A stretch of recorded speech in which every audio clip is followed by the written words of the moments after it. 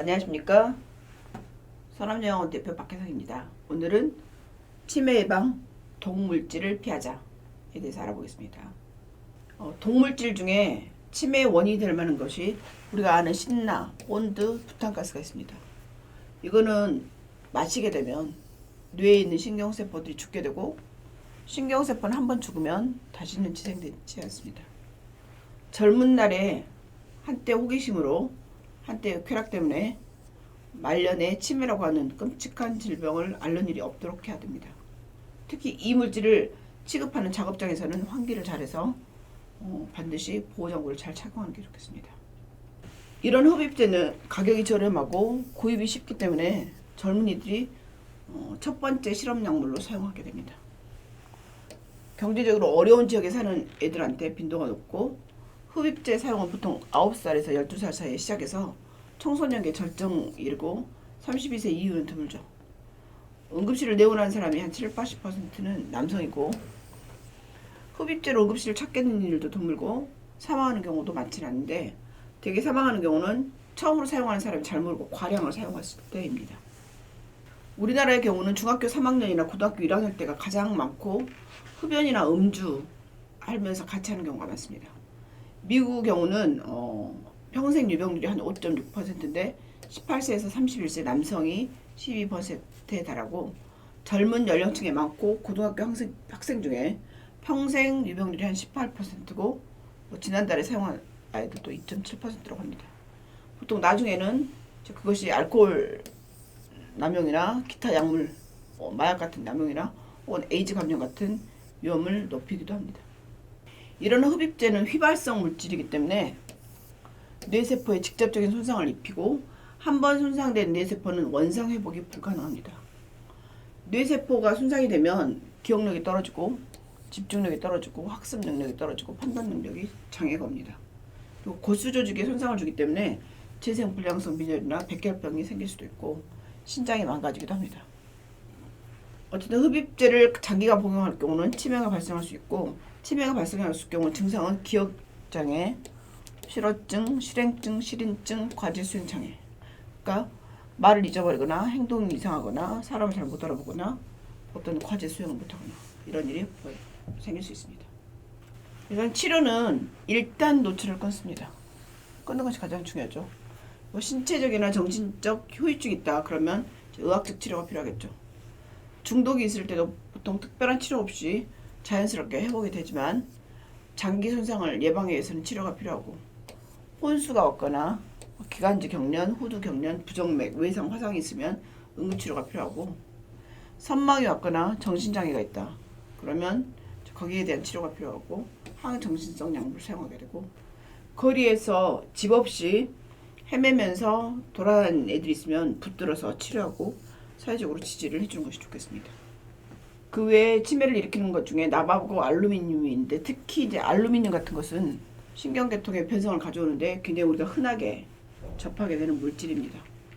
알루미늄이 아직 확실하게 치매 원인 물질이라고 증명되지는 않았지만, 알루미늄을 먹인 쥐에서 봤더니 신경세포 내에 섬유 탈해가 만들어지고 그다음에 뇌에 쌓인다는 것이 증명이 되고 있고, 근데 일상생활에서 어떤 형태의 알루미늄이 그런 영향을 미치는지 아직 해결이 안 되고 있습니다. 키일 대학교의 엑슬리 교수가 이끄는 연구진에서 가족성 알츠하이머 환자가 뇌에 축적된 알루미늄 수치가 알츠하이머 치매 주범이라고 말했던 아밀로이드 베타 단백질 수치하고 똑같이 높더라, 이렇게 발견을 했습니다. 연구에 참여한 가족성 알츠하이머성 치매 환자의 42%가 뇌에 상당한 수치의 알루미늄이 축적되어 있다는 사실을 발견했습니다. 그리고 뇌 조직에서 아밀로이드 베타 단백질을 증가시켜주는 것으로 알려진 유전적 소인이 뇌에 알루미늄을 축적하고 있다. 그리고 이 엑슬리 교수는 뇌 속에 알루미늄이 없으면 알츠하이머도 없다 라고 주장을 하면서, 알루미늄이 뇌에 축적되고 오염돼서 알츠하이머가 생긴다, 이렇게 보고를 하고 있고, 저는 알루미늄과 치매와 이 관계에 대해서 보고를 하고 있습니다.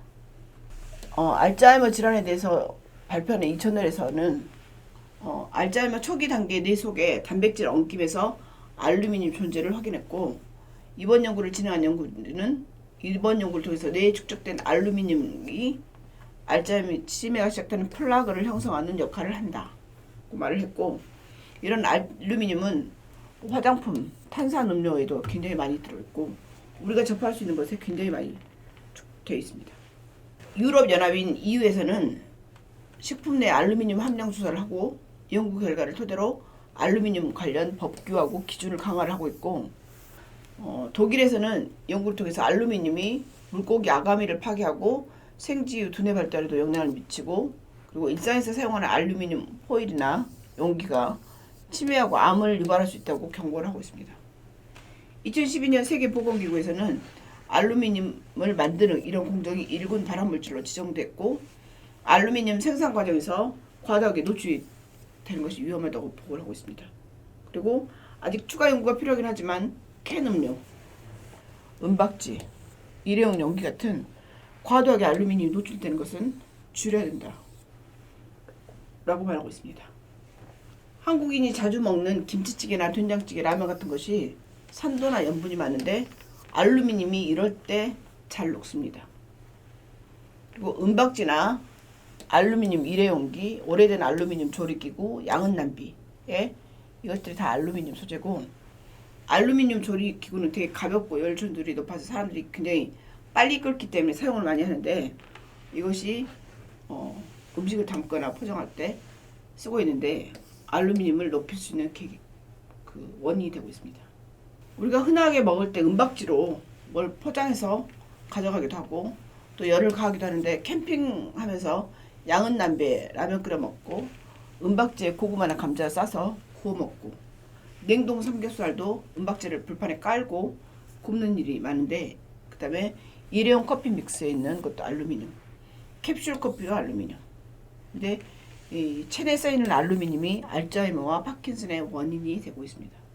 특히 영유아기의 신장 기능이나 행동장애, 그리고 어린이 자폐증하고도 알루미늄이 관련이 되어 있는데, 은박지, 제산제, 치약에 있는 튜브, 탈취제, 프라이팬, 양은 낭비 같은 것이 다 알루미늄으로 되어 있고, 특히 고온을 가했을 때 알루미늄이 녹아서 나옵니다. 그래서 이런 건 피하는 게 좋습니다. 알루미늄은 실생활에서는 없어서는 안 되는 유용한 물질인데 안 쓸 수는 없고 치매의 원인이 된다고 그러고, 그럼 어떻게 해야 될까요? 일단 방법은 주의할 점 3가지.